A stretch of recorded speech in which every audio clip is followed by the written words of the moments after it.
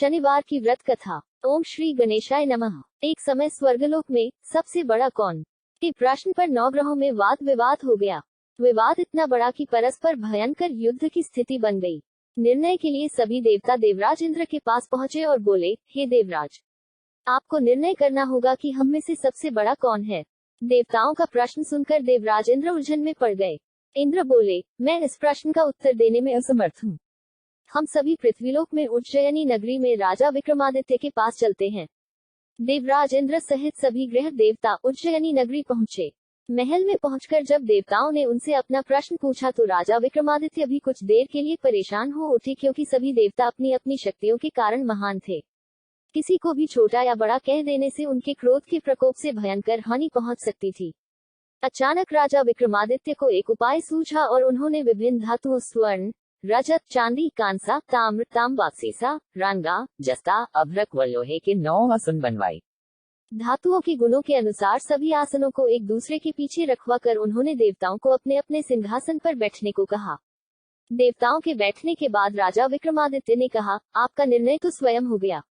जो सबसे पहले सिंहासन पर विराजमान है वही सबसे बड़ा है। राजा विक्रमादित्य के निर्णय को सुनकर शनि देवता ने सबसे पीछे आसन पर बैठने के कारण अपने को छोटा जानकर क्रोधित होकर कहा, राजा विक्रमादित्य, तुमने मुझे सबसे पीछे बैठाकर मेरा अपमान किया है। तुम मेरी शक्तियों से परिचित नहीं हो। मैं तुम्हारा सर्वनाश कर दूंगा।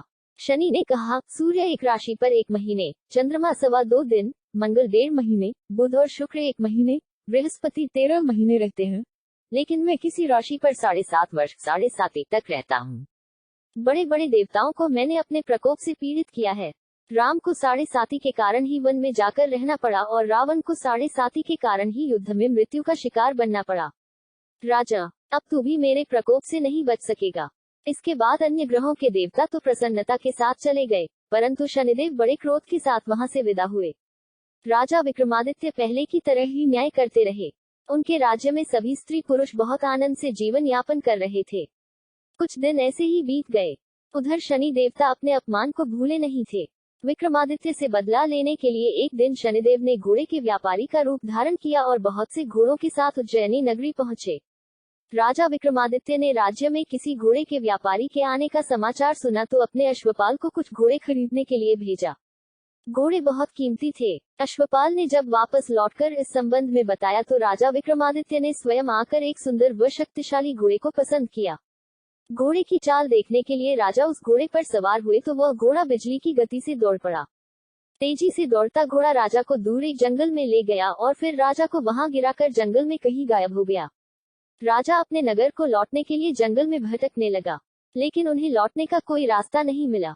राजा को भूख प्यास लगाई। बहुत घूमने पर उसे एक चरवाहा मिला। राजा ने उससे पानी मांगा। पानी पीकर राजा ने उस चरवाहे को अपनी अंगूठी दे दी। फिर उससे रास्ता पूछकर वह जंगल से निकलकर पास के नगर में पहुंचा। राजा ने एक सेठ की दुकान पर बैठकर कुछ देर आराम किया। उस सेठ ने राजा से बातचीत की तो राजा ने उसे बताया कि मैं उज्जयिनी नगरी से आया हूँ। राजा के कुछ देर दुकान पर बैठने से सेठ जी की बहुत बिक्री हुई। सेठ ने राजा को बहुत भाग्यवान समझा और खुश होकर उसे अपने घर भोजन के लिए ले गया। सेठ के घर में सोने का एक हार खूंटी पर लटका हुआ था।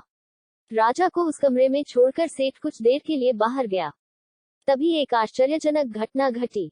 राजा के देखते देखते सोने के उस हार को खूंटी निगल गई। सेठ ने कमरे में लौटकर हार को गायब देखा तो चोरी का संदेह राजा पर ही किया, क्योंकि उस कमरे में राजा ही अकेला बैठा था। सेठ ने अपने नौकरों से कहा कि इस परदेसी को रस्सियों से बांधकर नगर के राजा के पास ले चलो। राजा ने विक्रमादित्य से हार के बारे में पूछा तो उसने बताया कि उसके देखते ही देखते खूंटी ने हार को निगल लिया था। इस पर राजा ने क्रोधित होकर चोरी करने के अपराध में विक्रमादित्य के हाथ पांव काटने का आदेश दे दिया। राजा विक्रमादित्य के हाथ पांव काटकर उसे नगर की सड़क पर छोड़ दिया गया।